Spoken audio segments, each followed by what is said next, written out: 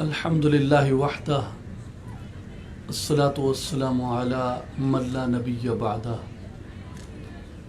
وعلی آلہ وصحبہ اجمعین ان اللہ وملائکتہ یصلون علی النبی یا ایہا الذین آمنوا صلوا علیہ وسلموا تسلیما۔ سب آواز بلند درود پاک پڑھیے۔ اللہم صلی علی سیدنا و مولانا محمد وعلی آل محمد مبارک وسلم۔ قابل عزت احترام honourable chair of the conference, chairman of the institute, honourable deputy commissioner Jhang جناب محمد ارشد بھٹی صاحب، آنریبل وردی پرنسپل آف دی جناب کالج جناب آغا مہدی شاہ صاحب، آنریبل ممبر فائنانس میاں ناصر محمود صاحب، honourable moderator, honourable administration, faculty members, students, السلام علیکم۔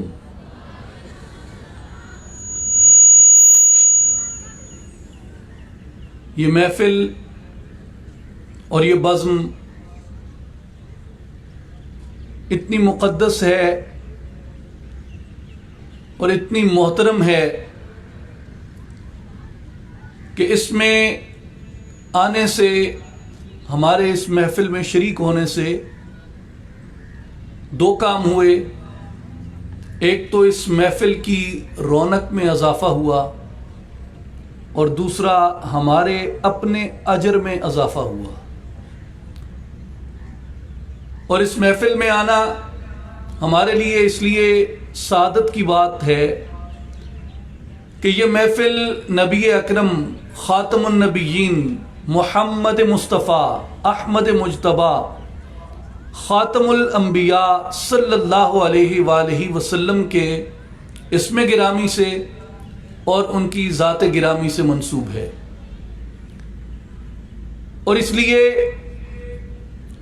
یہ ایسی محفل نہیں جہاں پہ ہماری موجودگی کسی بلند نعرے سے پہچانی جائے یا ہماری موجودگی کلیپنگ سے پہچانی جائے یا ہماری موجودگی ہلہ گلہ اور شور غل سے پہچانی جائے، بلکہ ہمارا اس محفل میں موجود ہونا ہم سے یہ تقاضا کرتا ہے کہ چاہے قاری تلاوت کر رہا ہو، نعت خوان نعت پڑھ رہا ہو، نقیب محفل آپ تک اپنے خیالات منتقل کر رہا ہو، میزبان آپ کو خوش آمدید کہہ رہا ہو، یا کوئی مقرر آپ کے سامنے گفتگو کر رہا ہو، آپ کی سماعت سننے کی طرف رہے، لیکن آپ کی زبان متواتر نبی اکرم صلی اللہ علیہ وآلہ وسلم کی ذات گرامی پہ درود و سلام کے نذرانے بھیجتی رہے۔ تو میری آپ سے بطور آپ کے بھائی کے اور بطور ایک اس محفل میں تربیت کا پیغام دینے والے کے ناطے یہ گزارش ہے کہ جتنی دیر آپ یہاں تشریف فرما ہیں، اپنی توجہ کو، اپنی سماعت کو نبی اکرم صلی اللہ علیہ وآلہ وسلم کی سیرت اور اخلاق کی طرف متوجہ رکھیے، لیکن اپنی زبان اور اپنے دل سے مسلسل نبی اکرم کی ذات اقدس پہ درود و سلام پڑھتے رہیں، کیونکہ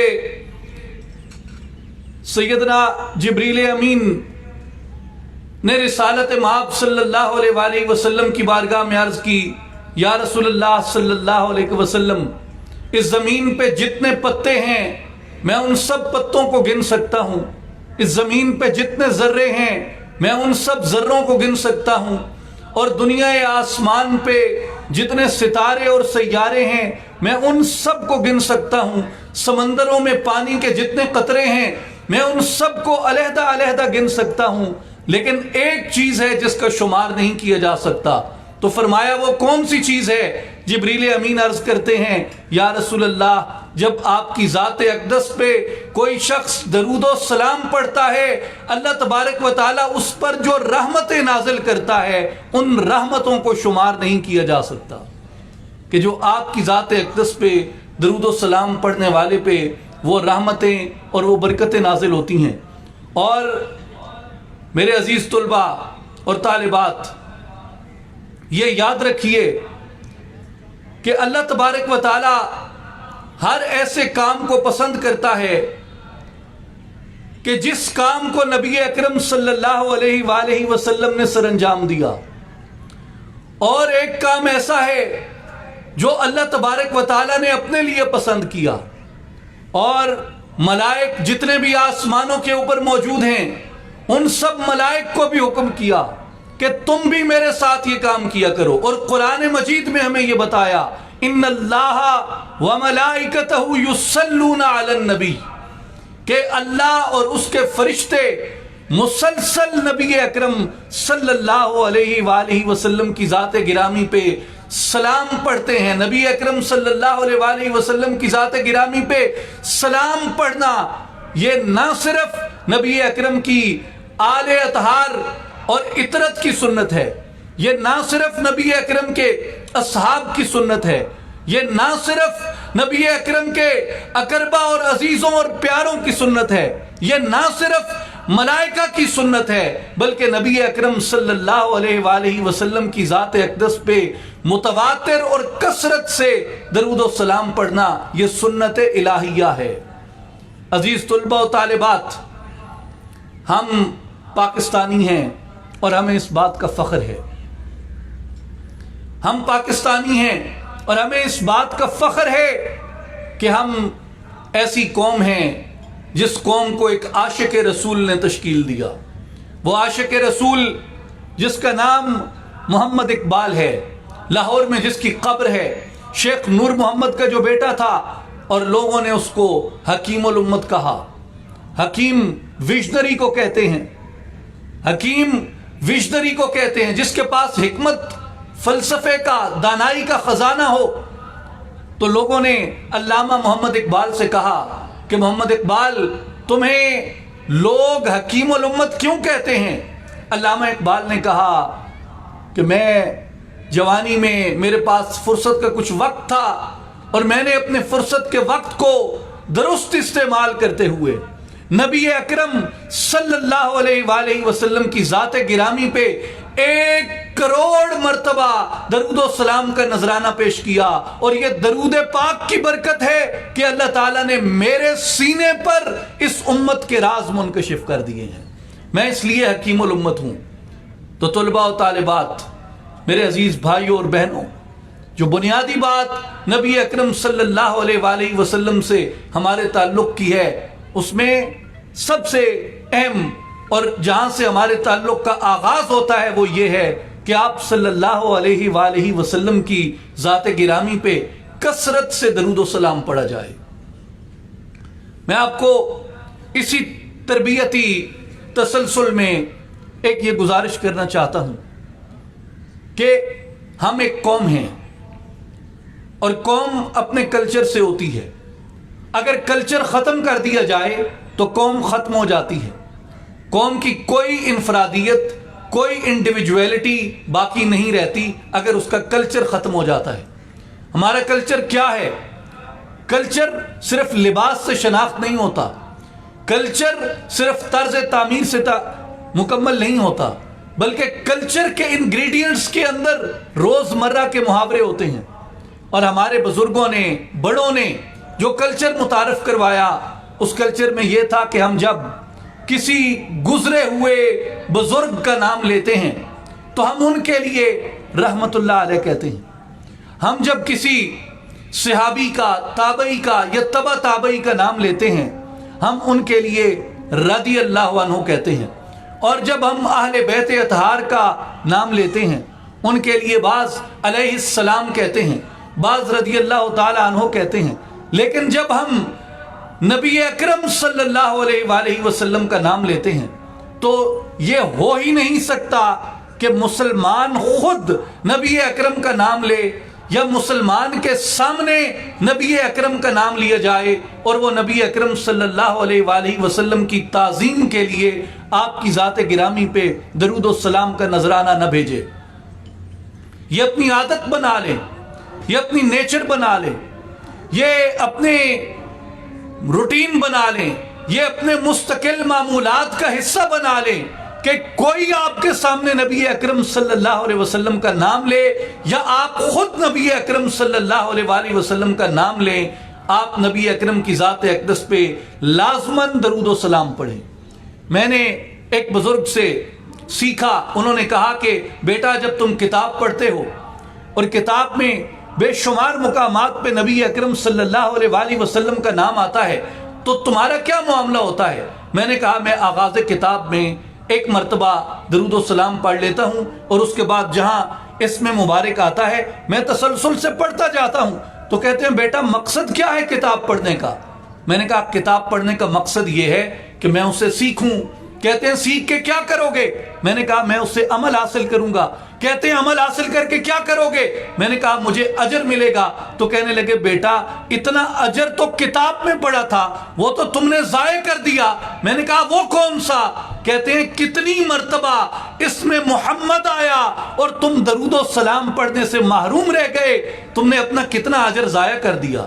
اگر عمل اس لیے کرتے ہو کہ تمہیں اجر ملے گا، عمل اس لیے کرتے ہو کہ اللہ کے محبوب بن جاؤ، تو یہ عمل اللہ کو بہت پسند ہے کہ نبی اکرم کی ذات اقدس پہ درود و سلام پڑھا جائے. جب بھی کوئی کتاب پڑھیں، جب بھی کوئی تحریر لکھیں، اگر نبی اکرم کا اسم مبارک آتا ہے تو ہمارے لیے یہ ضروری ہوتا ہے کہ نبی اکرم کی ذات اقدس پہ درود و سلام پڑھا جائے. اب میں آپ سے دوسرے حصے میں جاتے ہوئے ایک عرض کرنا چاہتا ہوں، اور میری اس عرض کا تعلق ہمارے پریزنٹ سے ہے. آج ہم کیا ہیں، آج ہم کدھر ہیں، اور آج ہمیں نبی اکرم صلی اللہ علیہ وآلہ وسلم کی ذات گرامی سے کیا سیکھنے کی ضرورت ہے. میرے سامنے میرے پیارے حبیب صلی اللہ علیہ وآلہ وسلم کا وہ اخلاق بھی ہے جو نبوت کے بعد مکہ میں آپ نے مظالم برداشت کیے، اور اس کے بعد جب آپ ایک ریاست کے سربراہ بنے مدینہ میں تو آپ نے اپنے دشمنوں کو کیسے معاف کیا. یہ دو اخلاق تھے، ایک ان کا ظلم کیسے سہا، اور دوسرا جب اختیار اپنے پاس آ گیا تو ان کو کیسے معاف کیا. یہ اخلاق کی دو مثالیں ہیں، لیکن میں آپ کو اس سے تھوڑا پیچھے لے کے جانا چاہتا ہوں. جو امام بخاری نے صحیح بخاری میں حضرت عائشہ رضی اللہ تعالی عنہا سے حدیث روایت کی کہ نبی اکرم صلی اللہ علیہ وآلہ وسلم کا وہ واقعہ انہوں نے بیان کیا کہ جس میں نبی اکرم صلی اللہ علیہ وآلہ وسلم پر جب جبریل امین وحی لے کے آئے، اور جبریل امین آپ صلی اللہ علیہ وآلہ وسلم کو کہتے تھے کہ اقرأ بسم ربک الذی خلق، یہ پڑھیے، اور نبی اکرم صلی اللہ علیہ وآلہ وسلم اس وحی کے اترنے کے بعد ہرا سے، غار ہرا سے اپنے کاشانہ اقدس پہ آئے تو آپ صلی اللہ علیہ وآلہ وسلم پہ لرزہ کی کیفیت تھی، کپ کپی کی کیفیت تھی. آپ اپنے گھر پہنچے تو آپ کی زوجہ، آپ کی حق گزار رفاقت حضرت بی بی خدیجہ رضی اللہ تعالی عنہا نے آپ کو کمبل اڑایا، آپ کچھ سکون میں آئے، اور آپ نے اپنی زوجہ سے فرمایا کہ مجھ کو اب اپنی جان کا خوف ہو گیا ہے. تو بی بی خدیجہ رضی اللہ تعالی عنہا آپ صلی اللہ علیہ وآلہ وسلم سے عرض کرتی ہیں کلا واللہ ما یخزیک اللہ ابدا، کہ اے محمد صلی اللہ علیہ وآلہ وسلم اللہ تعالیٰ آپ کو کبھی بھی قیامت تک رسوا نہیں ہونے دے گا. کیوں؟ وجہ کیا ہے اس کی؟ بی بی خدیجہ بیان کرتی ہیں اس لیے کہ آپ اعلیٰ اخلاق کے مالک ہیں، اس لیے کہ آپ کنبوں کی پرورش کرتے ہیں، اس لیے کہ آپ بے کسوں کا بوجھ اپنے سر پہ رکھتے ہیں، اس لیے کہ آپ جو خود کماتے ہیں وہ بھی غریبوں پہ خرچ کرتے ہیں، اس لیے کہ آپ مہمان نوازی کے اندر بے مثال ہیں، اس لیے کہ مشکل وقت میں آپ حق کا ساتھ دیتے ہیں، اور جن لوگوں کے اندر ایسی صفات پائی جائیں اللہ ان کو کبھی رسوا نہیں کرتا۔ یہ کب کی بات ہے؟ ابھی میرے پیغمبر نے، ابھی میرے نبی نے نبوت کا اعلان نہیں کیا، ابھی میرے نبی نے لوگوں کو کلمہ پڑھنے کی دعوت نہیں دی، ابھی میرے نبی نے اپنا آفتاب نبوت طلوع ہونے کا لوگوں کے اوپر اظہار نہیں کیا۔ اس وقت سے پہلے میرے نبی صلی اللہ علیہ وآلہ وسلم اس اخلاق کریمہ کے حامل تھے۔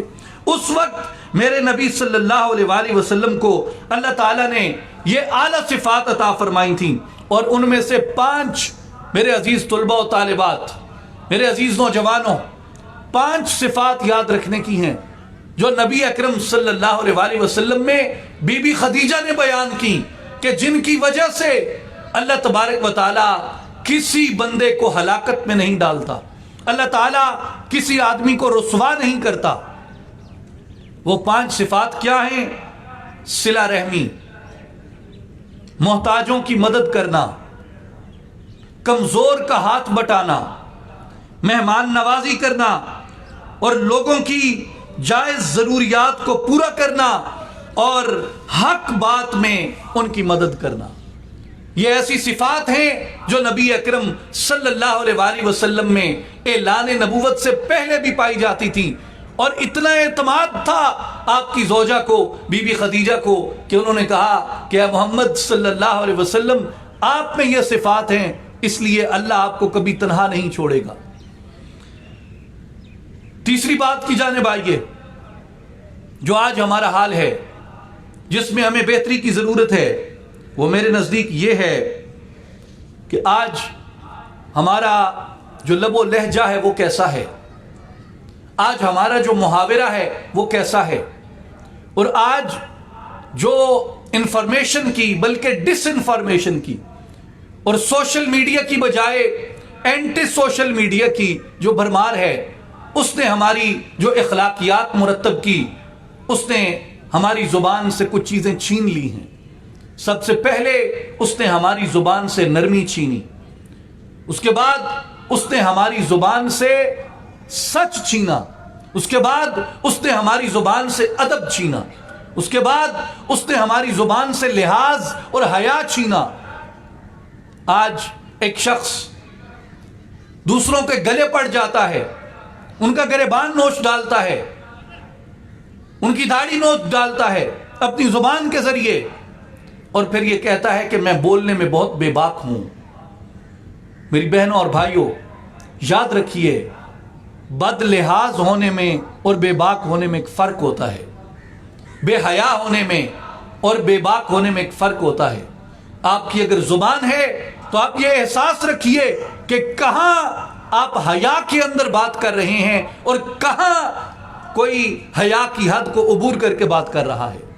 اگر کوئی حیا کی حد میں رہتے ہوئے، لحاظ اور شرم میں رہتے ہوئے بے باکی کرتا ہے، اس کو جچتی ہے، لیکن اگر کوئی ایسی بے باکی کرتا ہے جس میں وہ لحاظ کی حد کو عبور کرے، حیا کی حد کو عبور کرے، دیانت کی، شرافت کی، صداقت کی حد کو عبور کرے، تو ایسا شخص بے باک نہیں ہوتا، ایسا شخص بدتمیز ہوتا ہے، ایسا شخص بے باک ہوتا ہے۔ اور ہم یہ بعض دفعہ کہتے ہیں کہ جی میں نے تو مزاح سے کہا۔ عزیزان گرامی، یاد رکھیے کہ میرے پیغمبر کا، میرے نبی اکرم صلی اللہ علیہ وآلہ وسلم کا جو شیوا تھا وہ مسکرانا بھی تھا۔ نبی اکرم بھی مسکراتے تھے، نبی اکرم بھی خوش طبعی کرتے تھے، نبی اکرم بھی شگفتہ باتیں کیا کرتے تھے لوگوں سے۔ ایک مرتبہ ایک بڑھیا آئی، میں صرف 2 واقعے آپ کو سناتا ہوں۔ ایک بڑھیا آئی اور نبی اکرم صلی اللہ علیہ وآلہ وسلم کو آ کے کہنے لگی، یا رسول اللہ میرے لیے دعا کیجئے اللہ مجھے جنت میں جگہ دے،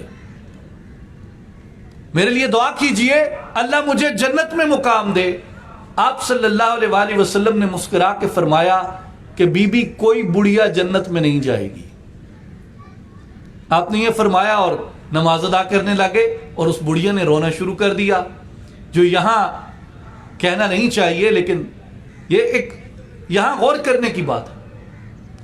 غور کرنے کی بات ہے کہ نبی رحمت جو دشمنوں کو بھی کہتے ہیں کہ آؤ لا الہ الا اللہ کہو اللہ تمہیں جنت دے گا، اور وہ ایک سوال کرنے والی کو، اپنی امتی کو نبی اکرم یہ کہتے ہیں کہ بھئی کوئی بڑھیا جنت میں نہیں جائے گی، تو اس نے زارو قطار رونا شروع کر دیا. نبی اکرم صلی اللہ علیہ وآلہ وسلم نماز سے فارغ ہوئے تو بی بی عائشہ رضی اللہ تعالی عنہا عرض کرتی ہیں یا رسول اللہ وہ بڑھیا رو رہی ہے. آپ نے فرمایا کیوں؟ کہنے لگی کہ آپ سے اس نے کہا کہ مجھے جنت میں جگہ عطا کرنے کی دعا کیجئے. آپ نے فرمایا کوئی بڑھیا جنت میں نہیں جائے گی تو وہ تو اس غم میں رو رہی ہے کہ پیغمبر کی زبان سے نکل گیا. آپ نے فرمایا کہ اس کو بتاؤ کوئی بڑھیا جنت میں نہیں جائے گی، قیامت کے دن جب اٹھیں گے تو اللہ سب کو جوان کر دے گا، اور جو یہ خاتون رو رہی ہے جنت کے لیے اسے بتاؤ کہ اللہ اسے جوان کر کے جنت میں داخل کرے گا. نبی اکرم نے اس میں کتنی چیزوں کا لحاظ رکھا، خوش طبیبی کی، شگفتہ بات بھی کی، مسکرائے بھی، بی بی عائشہ بھی مسکرائیں، اور وہ خاتون جو تھی اس نے حضور صلی اللہ علیہ وآلہ وسلم کی اس مزاح سے اپنے آپ کو کتنا سرفراز کر لیا. ایک اور موقع پہ ایک شخص آیا نبی اکرم صلی اللہ علیہ وآلہ وسلم کی بارگاہ میں، آ کے عرض کرتا ہے یا رسول اللہ مجھے سواری درکار ہے، مجھے سواری درکار ہے. آپ صلی اللہ علیہ وآلہ وسلم نے فرمایا کہ ہاں ہم تمہیں سواری میں اونٹنی کا بچہ دے دیں گے. اب وہ بڑا متعجب ہوا، حیران ہوا، کہتا ہے یا رسول اللہ میں اونٹنی کے بچے کو کیا کروں گا؟ آپ نے فرمایا تم اس پہ سواری کرو گے. کہتا ہے اونٹنی کا بچہ تو مجھے درکار نہیں ہے. آپ نے فرمایا کہ اونٹ کس کا بچہ ہوتا ہے؟ تو کہنے لگا جی اونٹنی کا. تو آپ نے فرمایا اس لیے ہم دیں گے تو تمہیں اونٹ، مگر ہوگا وہ اونٹنی کا بچہ. تو اس بات میں کذب نہیں تھا، جھوٹ نہیں تھا، صداقت تھی. اور دونوں سے آپ نے مذاق کیا، مذاق فرمایا. اچھا یہ میں ایک بات آپ کو بتا دوں، مذاق کہتے کس کو ہیں؟ مذاق کا لفظ جو ہے یہ نکلا ہے ذوق سے، ذوق. اور ذوق کا مطلب ہوتا ہے یعنی مذاق ایسی بات کرنا جو آپ کے ذوق میں اضافہ کر دے. لطیفہ کس کو کہتے ہیں؟ لطیفہ ایسی بات کو کہتے ہیں جس میں لطف و لطافت پائی جائے.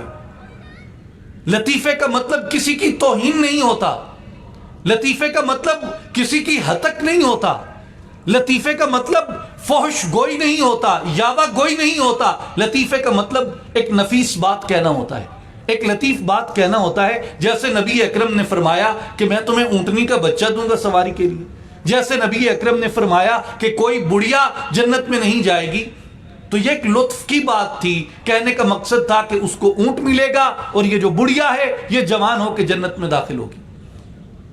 تو میرے عزیز بچوں اور بہنوں، یاد رکھیے یہ جو زبان ہے اگر آپ نے اس کو سنوارنا ہے تو نبی اکرم صلی اللہ علیہ وآلہ وسلم کی سیرت کا اور آپ کی سنت کا مطالعہ کیجئے.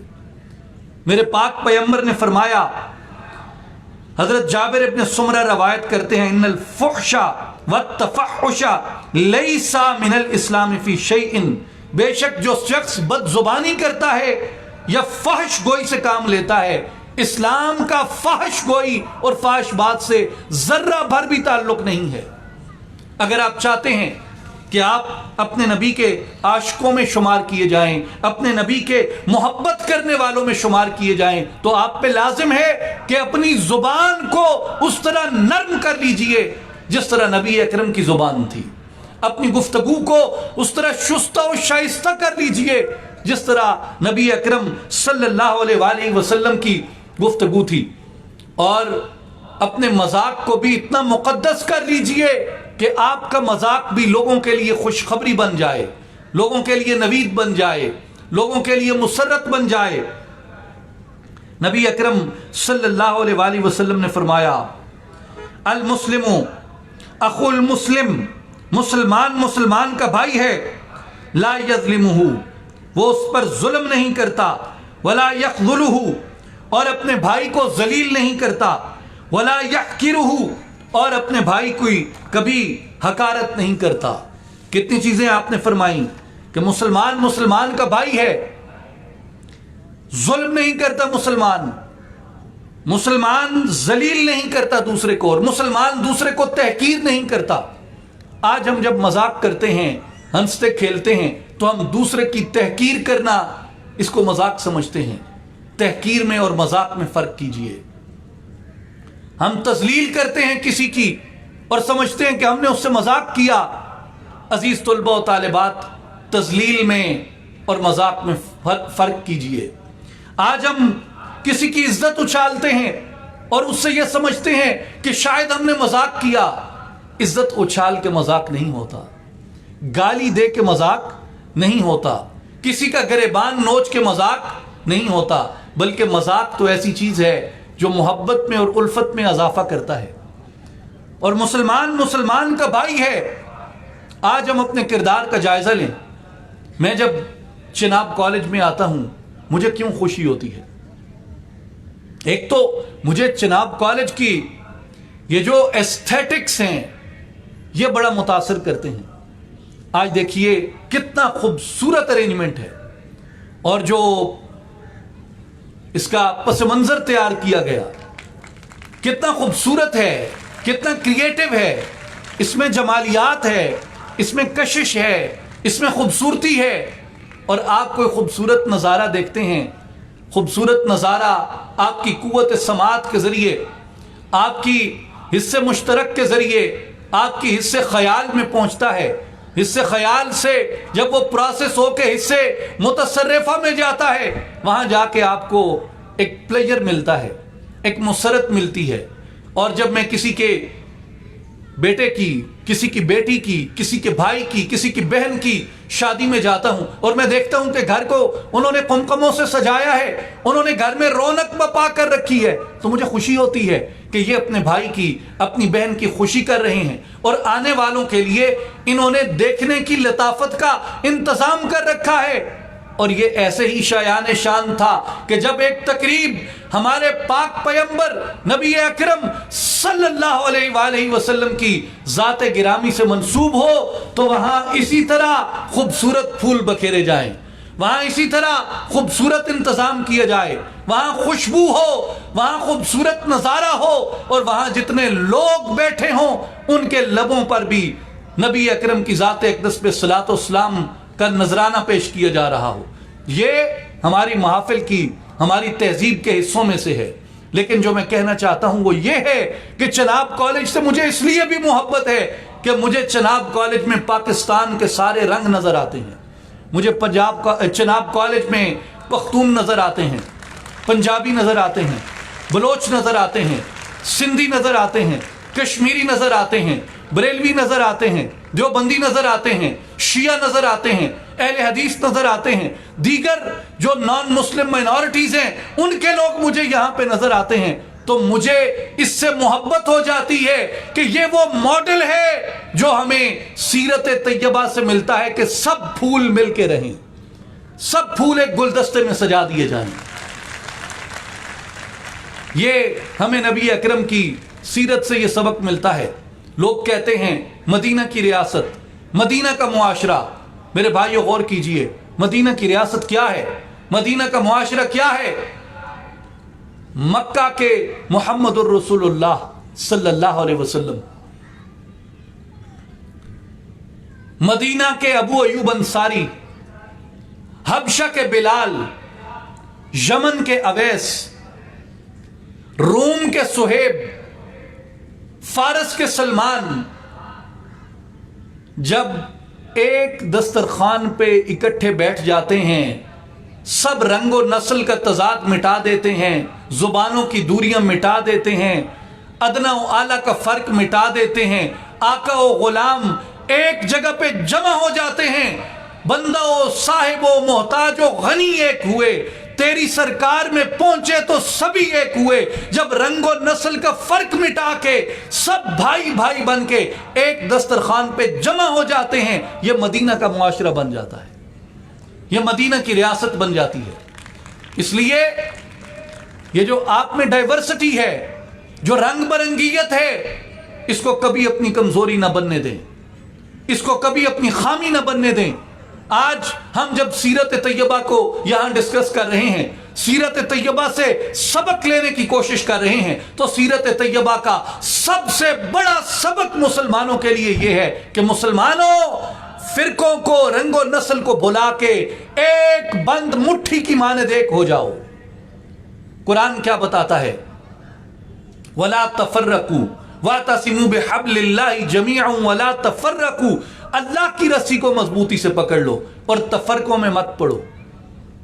آج دنیا اسلام کو جس چیز کی ضرورت ہے وہ فرقہ واریت سے نجات کی, اتحاد کی, متحد ہونے کی, محبت کی ضرورت ہے. جب میں کہتا ہوں کہ ہم ایک عاشق رسول کی قوم ہیں, ہم علامہ محمد اقبال کی قوم ہیں, تو میرے کانوں میں علامہ محمد اقبال کا یہ ترانہ گونجتا ہے, منفعت ایک ہے اس قوم کی, نقصان بھی ایک, ایک ہی سب کا نبی, دین بھی, ایمان بھی ایک, حرم پاک بھی, اللہ بھی, قرآن بھی ایک. کیا بڑی بات تھی ہوتے جو مسلمان بھی ایک. فرقہ بندی ہے کہیں اور کہیں ذاتیں ہیں, کیا زمانے میں پنپنے کی یہی باتیں ہیں. یوں تو سید بھی ہو, مرزا بھی ہو, افغان بھی ہو, تم سبھی کچھ ہو, بتاؤ کہ مسلمان بھی ہو. ہم نے اتنی شناختیں اختیار کر لیں, اتنے رنگ و نسل میں پڑ گئے, لیکن کیا اسلام ہمارے اندر ہے؟ کیا ایمان ہمارے اندر ہے؟ میں آپ سے آخری بات یہ کہنا چاہتا ہوں, آپ نے سب نے ارطغرل دیکھا ہوگا, ترکی کا. اس میں ایک کریکٹر ہیں ابن العربی, جو ارطغرل کے ٹیچر ہیں. ابن العربی کا ایک واقعہ ہے. ابن العربی کے شیخ تھے, موراکو میں ان کی قبر ہے, ابو مدین المغربی. ایک شخص تھا جو ابن العربی کے شیخ سے تضاد رکھتا تھا, ٹکراؤ تھا, اور ابن العربی جو تھے اس شخص سے اس لیے نفرت کرتے تھے کہ یہ میرے شیخ سے نفرت کرتا ہے, اس لیے اس سے دشمنی رکھتے تھے کہ یہ میرے شیخ سے, میرے پیر طریقت سے دشمنی رکھتا ہے.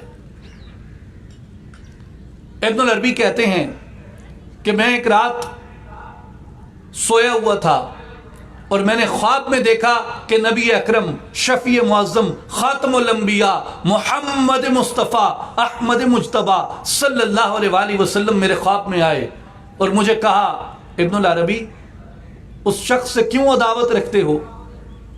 میں نے عرض کی, یا رسول اللہ, وہ میرے مرشد سے, میرے پیر طریقت سے, میرے شیخ سے عداوت رکھتا ہے, میرے شیخ سے دشمنی رکھتا ہے, اس لیے میں اس سے دشمنی رکھتا ہوں. نبی اکرم نے فرمایا, ابن العربی ٹھیک ہے وہ تمہارے شیخ سے دشمنی رکھتا ہے مگر مجھ سے محبت رکھتا ہے, لہٰذا میری محبت کی خاطر اس سے محبت کیا کرو. تو ابن العربی کہتے ہیں میں صبح اٹھا اور سب سے پہلے جا کے میں نے اس شخص کی دست بوسی کی اور میں نے کہا کہ تم نے جو بھی درود پڑھا, جو بھی اچھے کام کیے, وہ نبی اکرم نے اللہ کی بارگاہ میں قبول کروا دیے اور مجھے یہ بشارت دی کہ تم سے حضور محبت رکھتے ہیں, اور مجھے کہا کہ جس سے حضور محبت رکھتے ہیں میں بھی اس سے محبت رکھتا ہوں.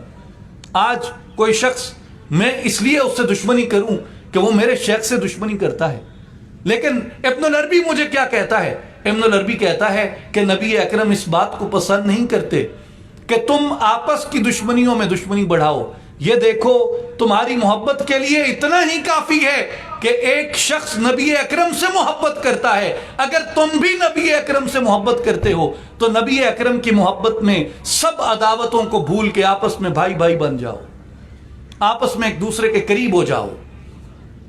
ایک شخص تھے, ان کا نام تھا ابو الحسن اشعری.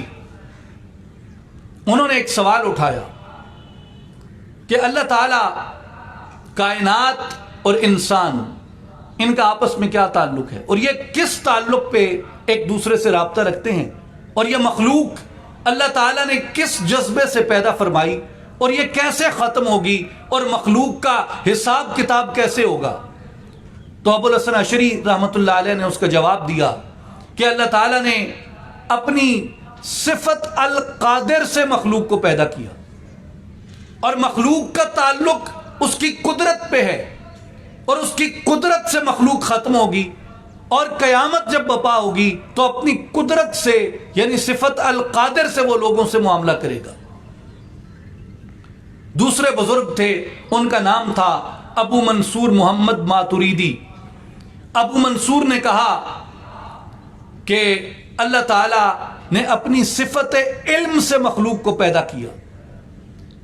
صفت علم سے مخلوق اللہ سے رابطہ استوار کرتی ہے، اور صفت علم سے اللہ تعالیٰ مخلوق کو ختم کرے گا، اور قیامت کے دن مخلوق کا معاملہ اللہ تعالیٰ کی صفت علم سے ہوگا۔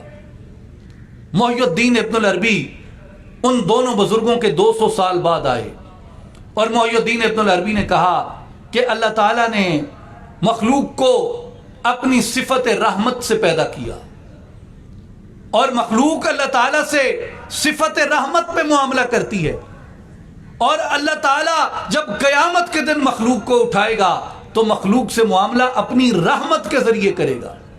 اور اس کی دلیل ابن العربی نے دی کہ جب تم قرآن پڑھتے ہو تو سب سے پہلا کلمہ کیا پڑھتے ہو؟ بسم اللہ الرحمن الرحیم۔ کیا ترجمہ ہے؟ اللہ کے نام سے شروع کرتا ہوں۔ کون ہے بھائی اللہ؟ کون ہے؟ تم نے دیکھا نہیں؟ دیکھا تو نہیں۔ چھوا نہیں؟ چھوا تو نہیں۔ تو پھر وہ کون ہے؟ وہ کیسا ہے؟ تو جو پہلا انٹروڈکشن اللہ تعالیٰ نے انسان کی عقل پہ ریویل کیا اس کویسچن کے اٹھنے کے بعد کہ وہ کون ہے اور وہ کیسا ہے، پہلا جواب جو دیا، پہلا انٹروڈکشن جو دیا وہ ہے الرحمن الرحیم، کہ وہ نہایت مہربان ہے اور رحم فرمانے والا ہے۔ اور ساتھ ہی آگے فاتحہ شروع ہوئی الحمدللہ رب العالمین، سب تعریفیں اس پروردگار کی جو سب جہانوں کا پالنے والا ہے، الرحمن الرحیم۔ حالانکہ یہی تعارف پیچھے بھی کروا دیا تھا، بسم اللہ الرحمن الرحیم نے بھی بتا دیا، اور ساتھ ہی ایک کلمہ چھوڑ کے دوسرے کلمے میں پھر اسی بات کو ریپیٹ کیا۔ تو مقصد یہ تھا کہ انسان کی عقل میں اور ذہن میں یہ بات بیٹھ جائے کہ اس نے جس تعلق سے تمہیں پیدا کیا ہے، اور جو چیز تمہارے اور اس کے درمیان ایک واسطہ ہے، وہ اللہ کی رحمت ہے۔ اور عزیز طلباء، میں اختتام سے پہلے آپ کو یہ یاد دلانا چاہتا ہوں کہ اللہ کا اور میرا آپس میں، اللہ کا اور آپ کا آپس میں تعلق کس چیز پہ ہے؟ اللہ کی رحمت پہ۔ اور میرے نبی اکرم کا اس کائنات کے اندر سٹیٹس کیا ہے؟ وَمَا أَرْسَلْنَاكَ إِلَّا رَحْمَةً لِلْعَالَمِينَ، ہم نے اپنے محبوب صلی اللہ علیہ وآلہ وسلم کو کل جہانوں کے لیے رحمت ہی رحمت بنا کر بھیجا۔ تو نبی اکرم شان رحمت کے ساتھ آئے۔ ہم امت رحمت ہیں، وہ نبی رحمت ہیں، اور نبی اکرم نے اپنی رحمت سے دشمنوں کو معاف کیا، راستوں سے روڑے ہٹائے، راستوں سے کانٹے ہٹائے، وہ مخلوق جو بٹی ہوئی تھی اس کو ایک کیا۔ آج اگر سیرت پاک سے کچھ سیکھنا چاہتے ہو میرے بچوں اور بچیوں، میرے بھائیوں اور بہنوں، تو سیرت پاک سے رحمت سیکھ کے جائیے، سیرت پاک سے محبت سیکھ کے جائیے، سیرت پاک سے ایک دوسرے کو معاف کرنا سیکھ کے جائیے، سیرت پاک سے سلو جوئی کو سیکھ کے جائیے، سیرت پاک سے صبر سیکھ کے جائیے، سیرت پاک سے یہ سیکھ کے جائیے کہ اگر ایک گاڑی والا آ رہا ہے تو آپ کا حق ہی کیوں نہ ہو آگے جانا، لیکن کیا آپ میں اتنا صبر اور اتنی رحمت نہیں ہے کہ آپ 2 گھڑی اس کا انتظار کر لیں؟ کتنے سہاگ روزانہ اجڑتے ہیں ان سڑکوں پہ ہماری بے صبری کی وجہ سے، کتنی ماؤں کی گود لٹتی ہے ان سڑکوں پہ ہماری بے صبری کی وجہ سے، کتنی بہنوں کے بھائی بچھڑتے ہیں ان سے سڑکوں پہ ہماری بے صبری کی وجہ سے، کتنے بھائی بھائیوں کو کھو دیتے ہیں، کتنے بچے یتیم ہوتے ہیں سڑکوں پہ ہماری بے صبری کی وجہ سے۔ تو ہم نے اپنے نبی معظم کی رحمت سے اگر کچھ سیکھنا ہے تو اس کا عملی مظاہرہ ہماری شاہراہوں پہ ہونا چاہیے، اس کا عملی مظاہرہ ہمارے دفاتر میں ہونا چاہیے، اس کا عملی مظاہرہ ہمارے کلاس روم میں ہونا چاہیے، اس کا عملی مظاہرہ ہمارے گھروں میں، ہماری ذاتی زندگی میں ہونا چاہیے۔ اور میں چناب کالج کو دلی مبارکباد دیتا ہوں کہ آپ کی یہ روایت بہت عظیم روایت ہے، اور کاش کہ اس قوم کی یہ روایت بن جائے کہ نبی اکرم کی تعلیمات سے وہ حصہ حاصل کرے جو ہماری سیرت کو، ہمارے کردار کو منور کر دے، ہمارے کردار کو معطر کر دے، ہمارے کردار میں رحمت کو پیدا کر دے، ہمیں صبر سکھا دے۔ میں آنریبل چیئرمین جنگ ایجوکیشن ٹرسٹ محمد ارشد بھٹی صاحب کا دلی طور پہ شکریہ ادا کرتا ہوں، اور آنریبل پرنسپل صاحب کا جناب آغا مہدی شاہ صاحب کا شکریہ ادا کرتا ہوں، اور میں آنریبل ممبر جناب ناصر محمود صاحب کا شکریہ ادا کرتا ہوں، جناب سخی احمد صاحب کا شکریہ ادا کرتا ہوں، اور تمام منتظمین کا شکریہ ادا کرتا ہوں کہ آپ نے اس خوبصورت بزم کا انعقاد کیا، اور یہ ہمارے کل کا جو سرمایہ یہاں پہ زیر تعلیم اور زیر تربیت ہے، ان کو آپ نے یہاں نبی اکرم کی تعلیمات سے روشناس کرانے کا عظیم کارنامہ آپ نے سر انجام دیا۔ میرے لیے بہت اعزاز تھا۔ میں حضرت سلطان باہو کے اور علامہ اقبال کے ان اشعار کے ساتھ آج کی اپنی گفتگو کا اختتام کرتا ہوں۔ بے بسم اللہ اسم اللہ دا اے وی گہنا بھارا ہو، نال شفاعت سرور عالم چھٹ سی عالم سارا ہو، حدوں بے حد درود نبی تے جس دا ایڈ پسارا ہو، میں قربان تنہا تو باہو جنا ملیا نبی سہارا ہو، وہ دانائے سبل ختم الرسل مولائے کل جس نے غبار راہ کو بخشا، فروغ وادی سینہ نگاہ عشق و مستی میں وہی اول وہی آخر، وہی قرآن وہی فرقان وہی یاسین وہی طٰہٰ، ان اللہ و ملائکتہ یصلون علی النبی یا ایھا الذین آمنوا صلوا علیہ وسلموا تسلیما، اللہم صل علی سیدنا و مولانا محمد وعلی آل محمد وبارک وسلم، وآخر دعوانا ان الحمد للہ رب العالمین۔